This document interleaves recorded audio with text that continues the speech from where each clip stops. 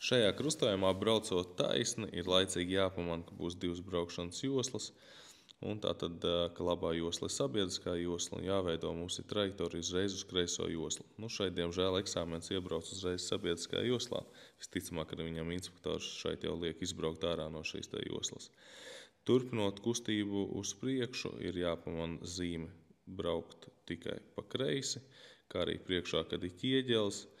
Arī šeit līdz pēdējiem brīdim eksāmena automašīna grib braukt taisnā virzienā. Es uzmanīgs, skaties zīmes un lai veids.